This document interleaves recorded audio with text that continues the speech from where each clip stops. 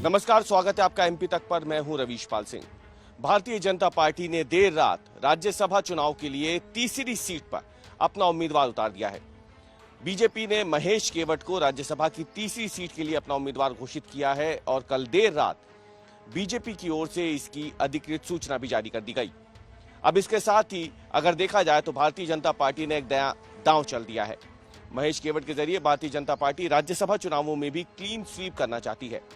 मध्य प्रदेश में राज्यसभा की 3 खाली हो चुकी सीटों पर चुनाव होना है। बीजेपी पहले ही 2 सीटों पर अपने उम्मीदवार उतार चुकी थी, तरुण चुग और रजनीश अग्रवाल। लेकिन तीसरी सीट पर अभी तक होता आया था कि कांग्रेस अपना उम्मीदवार उतारती थी और वो जीतती आई थी। संख्या बल के हिसाब से देखा जाए तो बीजेपी 2 राज्यसभा सीटों के लिए उपयुक्त विधायकों के साथ सदन में है, जबकि कांग्रेस के पास जो विधायक मौजूद हैं उसके हिसाब से वो 1 सीट पर अपना उम्मीदवार आसानी से उतारकर जीत भी सकती थी और जीतती भी आई थी। दिग्विजय सिंह राज्यसभा के 2 बार से पिछली बार से सांसद हैं। लेकिन इस बार बीजेपी ने तीसरी सीट पर भी उम्मीदवार उतार दिया है। इसके जरिए भारतीय जनता पार्टी लोकसभा के साथ साथ राज्यसभा चुनाव में भी क्लीन स्वीप करने के इरादे से राज्यसभा चुनाव लड़ने वाली है। कांग्रेस ने अब तक उसकी जो 1 सीट है उस पर मीनाक्षी नटराजन को टिकट दिया है, लेकिन इन सबके बीच महेश केवट को बीजेपी ने अचानक से सामने ला करके सुर्खियां खड़ी कर दी हैं। महेश केवट दरअसल अप्रैल 2026 में उस वक्त सुर्खियों में आए थे जब मध्य प्रदेश सरकार ने उन्हें मछुआ कल्याण बोर्ड का अध्यक्ष बनाया था।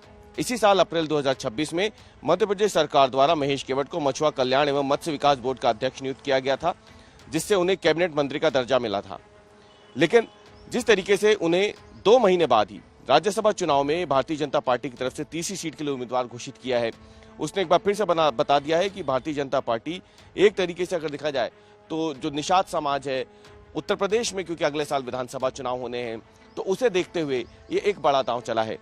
निषाद समाज से आते हैं महेश केवट और आरएसएस की पृष्ठभूमि भी उनकी है, और जिस तरीके से मध्य प्रदेश की राजनीति में ओबीसी और निषाद मछुआरा समाज के लिए जो राजनीति होती है, जो काम होते हैं, उसका एक प्रमुख चेहरा है महेश केवट। और अगले साल क्योंकि उत्तर प्रदेश में विधानसभा चुनाव भी होने हैं और वहां पर भी निषाद और मछुआरा समाज जो है बहुतायत में है और वो भी सूबे की सियासत के केंद्र में रहता है, तो उसे देखते हुए माना जा रहा है कि महेश केवट को उम्मीदवार बना के भारतीय जनता पार्टी ने न केवल मध्य प्रदेश के राज्यसभा चुनाव में क्लीन स्वीप के लिए एक रास्ता तैयार किया है, तो वहीं दूसरी तरफ अगले साल होने वाले उत्तर प्रदेश विधानसभा चुनाव से पहले निषाद समाज से एक बड़े चेहरे को संसद के उच्च सदन में भेजकर यूपी की सियासत में भी एक नई लकीर खींचने की कोशिश की है।